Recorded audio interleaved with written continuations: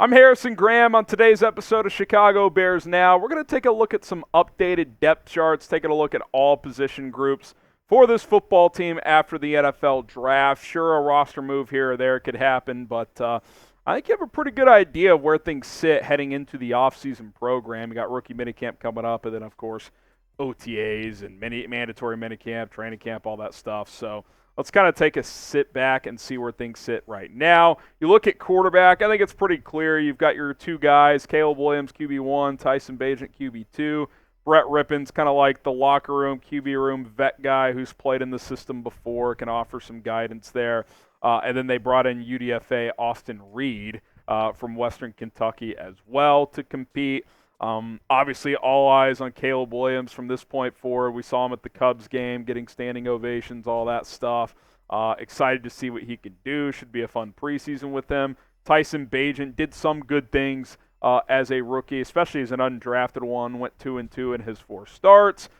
He's ready to roll. Should be the backup unless he really struggles in the offseason. And obviously, it's a new era in Chicago with a new quarterback, and we're hoping this is the right guy in Caleb Williams. A lot of reasons to believe that he is. Bears have put him in a good position to be successful with the roster in place, and I just can't wait to get it started. If you're excited for Caleb Williams SZN, Caleb Williams season, hit the like button. We need 2,000 likes on today's episode, so help us out and like the video today. Let's go to running back here with fullback mentioned as well. You got DeAndre Swift, Khalil Herbert, Roschon Johnson, Travis Homer, Kari Blasingame, the fullback there. Also, the big free agent addition was Swift, who had a 1,000-yard season with the Philadelphia Eagles this past year, kind of revitalizing his career after getting phased out in Detroit. Was really good. He's always been a good receiving back also, which I think in this offense is going to be valuable for Caleb Williams to find that outlet, that check down when needed. I think my question, and something I'm keeping an eye on, is can Roschon Johnson push for RB2? I mean, they really liked this kid out of Texas last year. Concussion kind of slowed down his rookie year, but the Bears are very high on him. Can he push Khalil Herbert? Could Khalil Herbert get dealt if he does? I'm keeping an eye on Roschon because I think ideally the Bears would like him to be the RB2, considering he has 3 years left on his rookie deal and Herbert has just 1. Go to wide receiver now. You got your big 3, DJ, Keenan, Rome. No surprises there. But then it's kind of up for grabs. Who's going to step up and take it? I think you do have the best wide receiver trio in the NFL on paper with Moore, Allen, and Odunze. I would give Tyler Scott the early edge for wide receiver 4, but he's going to have to earn it. Can Velus Jones in a new offense kind of jumpstart his career? Where does Dante Pettis fit? Can Colin Johnson be a piece on this offense? So I think the depth of the position is something I'm keeping an eye on. And then I'm also going to keep an eye on who emerges as Caleb Williams' top target. I would think DJ Moore, but Keenan Allen as a pure route runner kind of architect might fit the rookie better. So who do you guys think will lead the Bears in receiving yards? You think it'll be DJ Moore type DJ? If you think it's going to be Keenan Allen type KA, or if you're going with Rome Odunze type RO, let us know who you think will lead the Bears in receiving yards this year. Go to the tight end. Maybe you think it's one of these guys. Tight end depth chart, Cole Kmet, Gerald Everett. But then question marks, right? I mean, Steven Carlson, if you're watching live, this is Rolly's farewell stream. We were joking before the show. One of the funniest Rolly moments was when Rolly told Carlson to start packing his bags after dropping that touchdown in the preseason. I don't think he's that viable of a 53-man guy. Brendan Bates, UDFA out of Kentucky. Obviously, you feel very good about your top 2 guys. Cole Kmet has really established himself as for sure a top 10 tight end in this league, fringe top 5, I would say.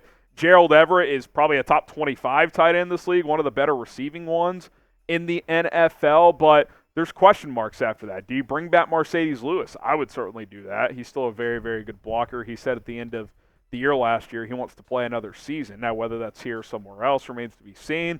But I don't think you can enter week 1 with the current tight end options you have after Kmet and Everett. So don't be surprised if a signing comes there.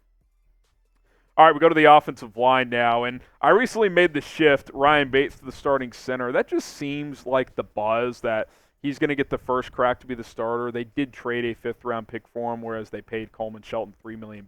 So Bates is making more per year, and they traded a pick for him, so it seems like they're going to give him the early shot to start. Same tackles, same guards as last year. Hopefully Tevin Jenkins and Nate Davis can stay healthy. I do think that center position as a whole is fascinating. The battle's interesting. Last year, Lucas Patrick and Cody Whitehair was a disaster. I got to think it's going to be better. The question is how better. Does it go from awful to okay, or is it at least decent, right? Like, can you get 20th best center play in the NFL between Shelton and Bates? I think you can. Shelton has started the last 2 years and has done fairly well, but it remains to be seen. This position's been a problem for the Bears for several years, and hopefully one of these guys can step up.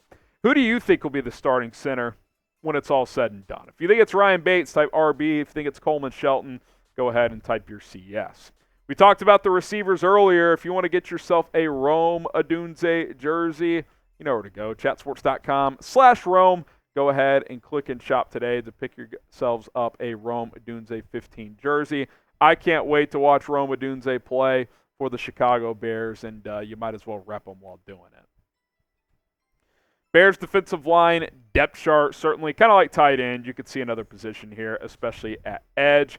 I think on the interior too, Billings, Dexter, Zach Pickens, they're locks to make this team, but A, how many defensive tackles do they carry, and B, how many make it? Does UDFA Keith Randolph make the team? I think he's got a shot. Does Michael Dwumfor, does he sneak on to the roster? Does Dominique Robinson at edge get a third season on the 53? I think he could be in trouble. I think Khalid Kareem could end up getting the nod over him. Obviously, you drafted Austin Booker. You signed Jake Martin.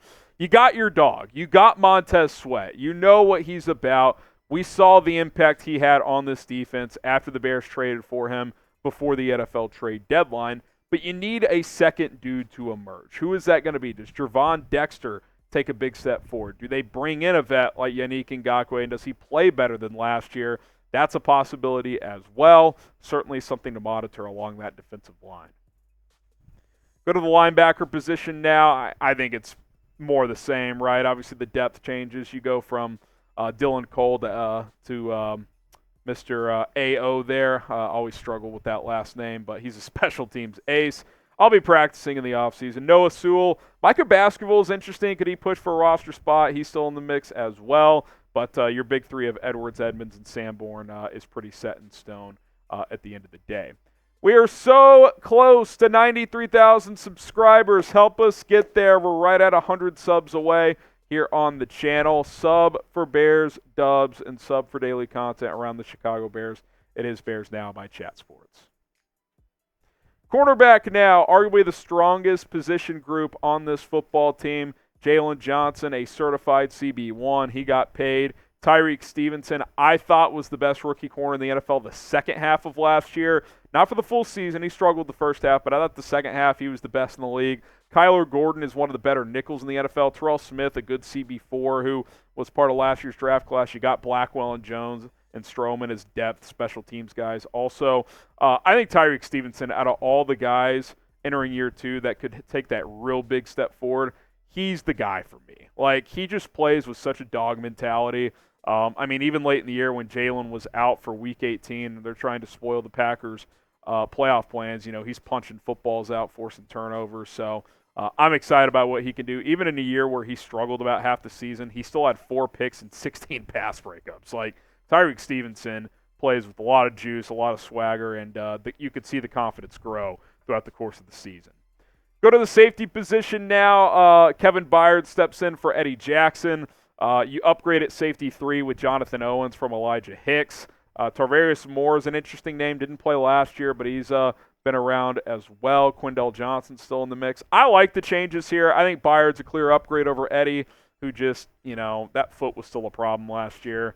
Still unsigned, by the way. He might be done. And then Jonathan Owens is a pretty solid number 3 safety. He's been a pretty heavy starter the last 2 years for Green Bay and Houston, and now he comes in and he takes on that safety 3 role, so I like that addition as well. And then you go to the special teams depth chart, obviously. Dump Trenton Gill, you add Torrey Taylor, the Iowa punter.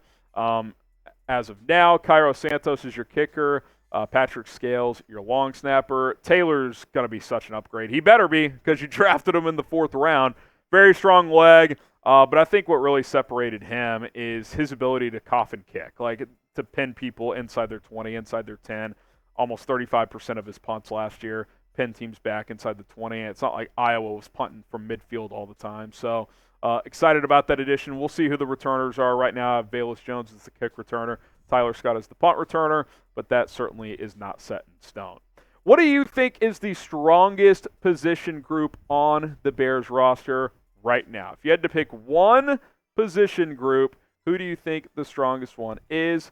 Give me your thoughts down in the comments below. And don't forget to subscribe to the channel. We'll continue to pump out content on a daily basis here on Bears Now by Chat Sports. Hit that link below. Share it with a friend. YouTube.com/BearsNow. Subscribe and turn on notifications.